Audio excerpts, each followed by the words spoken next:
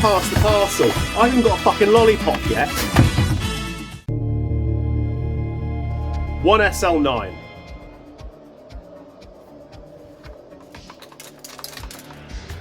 Oh, good. Absolutely filthy.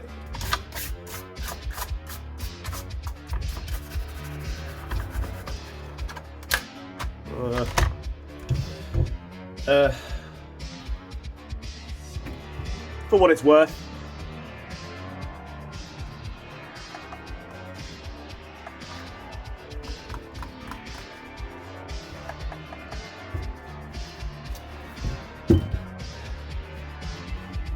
I will be advising that he just use a proper fucking G36 mag, because that's going to look ridiculous.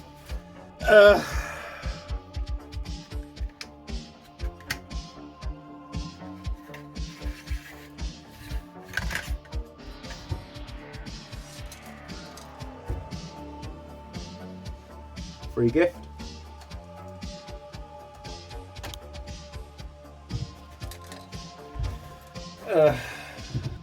Well, that's been hacked away like the leg of a fucking racist footballer. Well done.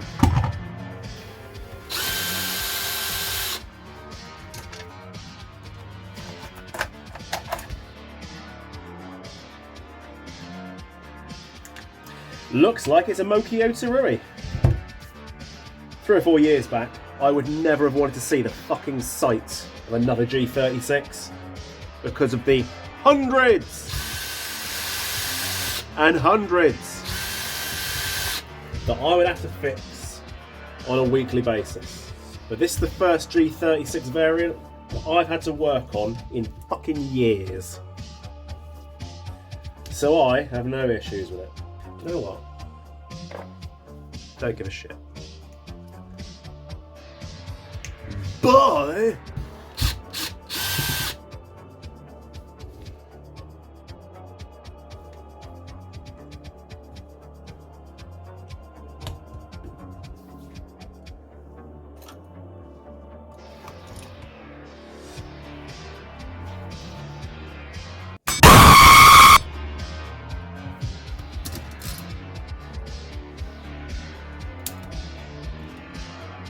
Oof. Tasty. I've got no idea what brand of bushings they are, probably SHS. I don't recognise the gears. They look very tough. They look tough. They feel tough, but they also feel quite sharp, so I might bevel down some sides and things like that because they are perfectly straight cut. I prefer a tapered cut on a gear. Teeth on that seem a little bit shallow, but I'm not going to worry about that too yet. Okay, let's build a DMR. Pretty. It is a fucking shit tip on this bench. It really is. Guy wants 450. That's his power with the last two that went through it. It's together. Ignore the fucking mess, but Christ. I've had to clear all this up. This has been a day and a half of purely trying to get this fucking turd back together. I had never in my life, ever, fiddled with anything as fucking difficult as this. Like, firstly, I don't know who makes this body kit. I've got no fucking idea. Now, having a fleet of 70 G36 rental guns, that means that I've opened up and done repair work well over 1,000 times on a fucking G36. It's nothing. And this is a typical TM gearbox. It's nothing special. Getting this fucking thing back together.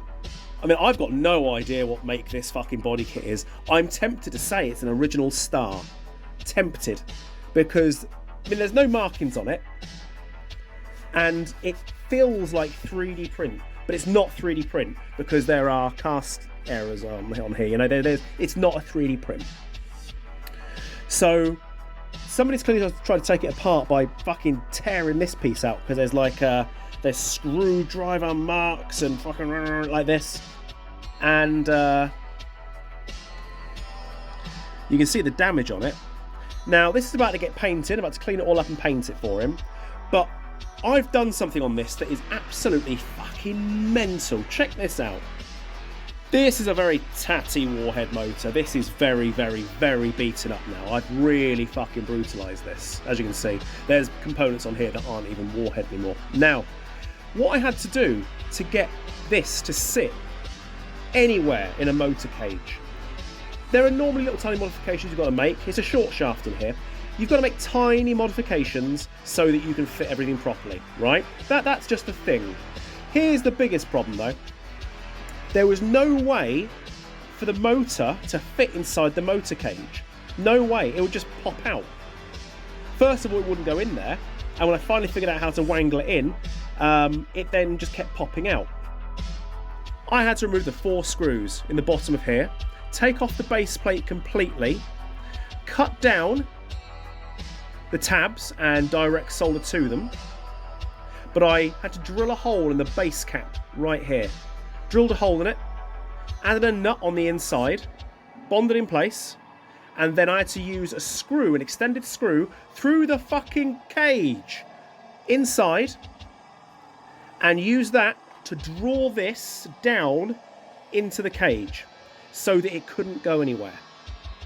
Now, I don't even know if it's the original cage. I've got no idea. I did find the original motor sticker stuffed inside, but yeah, this was interesting to say the least.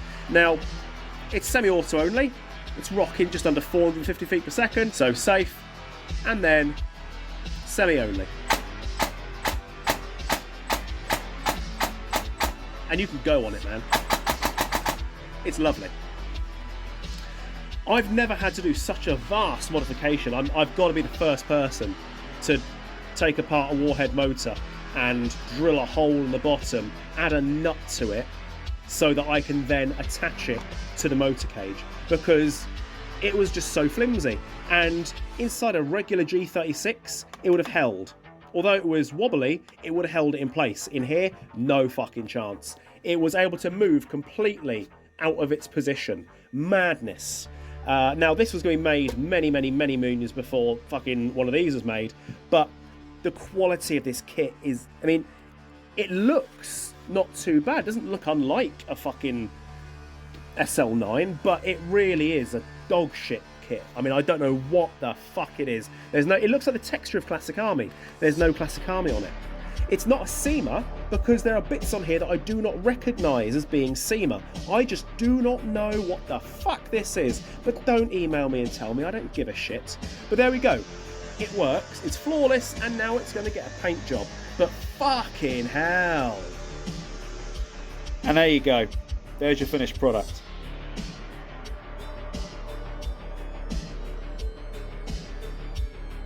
As you can see, I've completely colorised the handguard to be different to the rest. I've put battle wear all over the whole thing. The colours required are from a certain military pattern. I don't paint exact military patterns because I hate it. So I've gone with the 3 colours, which is grey, light green, dark green. Those are the colours. As you can see, I've got the light green. I've used that as highlights. I've got the dark green. I've got shading on there, but also I've added very particular wear in the places where you would normally get it. So here, for example, a nice buckle. If you carry it across your chest, you might have a buckle there, so I've got a buckle mark. I've got it on the inside of the chamber here, because of the real thing, it'll be blown back, it may flake off. I've also got some burning around the inside of here with some nice grey paint. Same thing going on down here, places where we put down. Just making sure that it does look as pretty as possible, but that scope is completely wrong for the gun. I do not like it.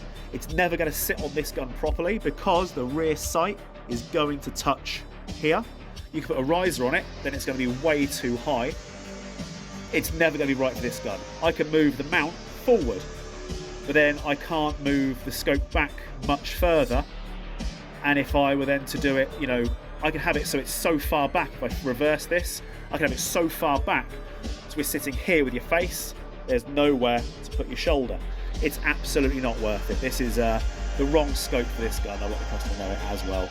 But it works out nicely. I am very pleased with this. I've got 2 G36s myself, but 3, 4 maybe. But this is the only ones I really like. The SL9 is the only real nice flavour. I'd do it in black and grey personally. I don't own an SL9, I might have to get one now. But yeah, it's not really my thing. The bipod didn't fit at all with the original pin, so I've had to split the handguard down the middle and then add 3 holes. One here, one back here. Run a normal screw through the front of it and encase the nut in this front ridge inside the plastic here, so that can still pivot and it can also fold properly. More buckle wear, so that is literally rubbing the plastic with my finger and fingernail until it wears in a pattern of a buckle.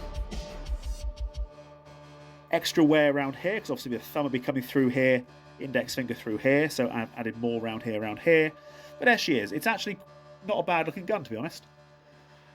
I just really do not like that scope. I do not like it.